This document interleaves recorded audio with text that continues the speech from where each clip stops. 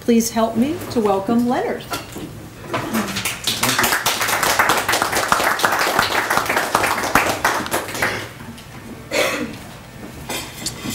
Will you join me in an experiment this morning? Yes. Yes. Sure. Will you join me in an experiment this morning? Yes. I'd like you to just join in with a round of applause.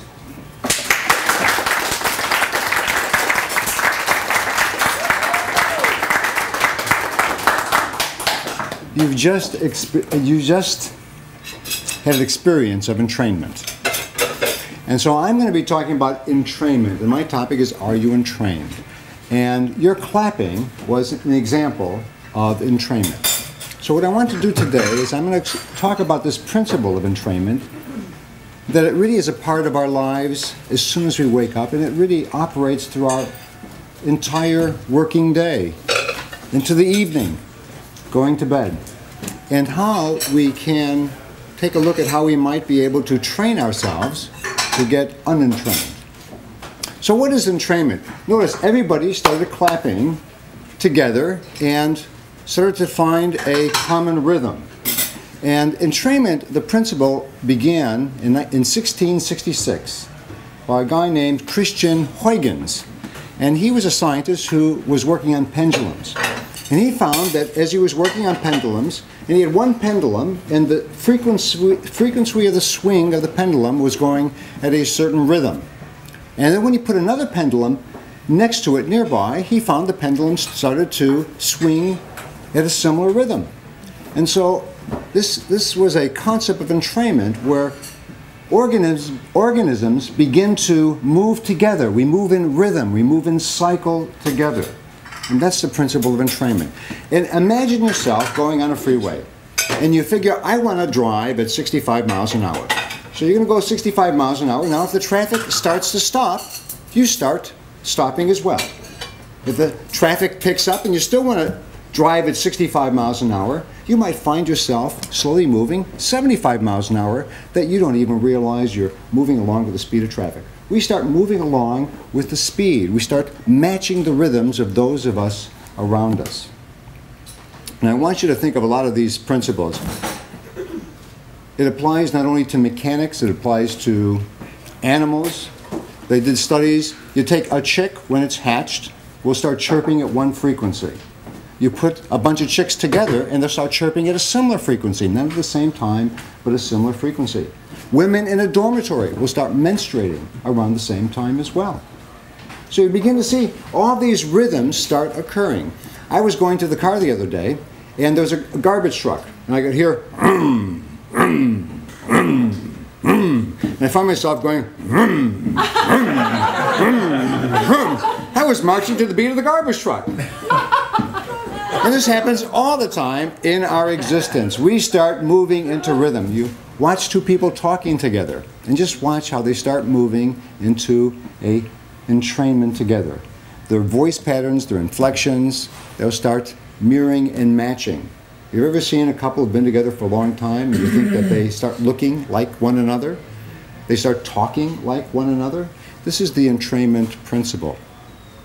Now, the entrainment principle really helps us in some ways because it helps us move into habits. So if I move to Australia, or if I go travel to Australia, and my body has to change to the frequency of being down under.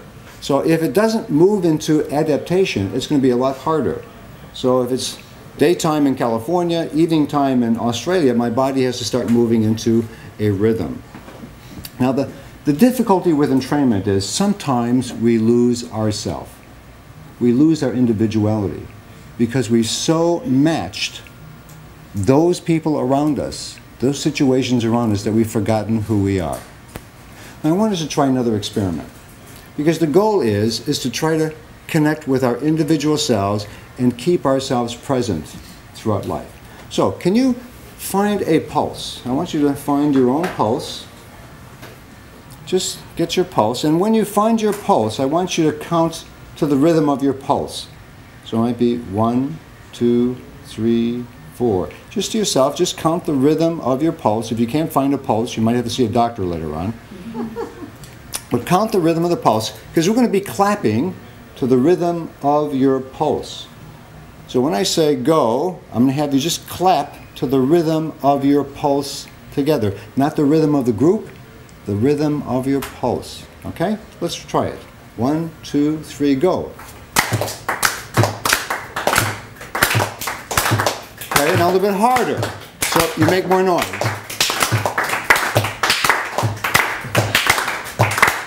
Okay, now do you notice, if we all were clapping to the beat of our pulse, it would be a little bit different. We're not going to have the rhythm. And I think the challenge is getting back to our own heart. Kathy talked about speaking from your heart. Really, with entrainment, the goal is to move back into our heart, to get the pulse of what our voice is, what the message that we want to say, what we want to convey to other people, and to follow that pulse so that we're not being moved into doing what other people, what the culture, what society wants us to do, but moving according to the beat of our own drummer. So I want to finish today by just having us go back to the pulse, and as we do, be aware of your pulse, and then try and join with the clapping of the group. So we're going to hold on to the pulse, and then see if we can create a rhythm as a group together. Okay, you ready? 1, 2, 3, go.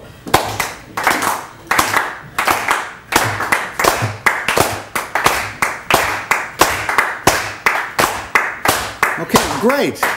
Now you notice that as we start getting our pulse and we start moving into the rhythm of the group, we start creating some harmony, but we are also involving ourselves into this whole process.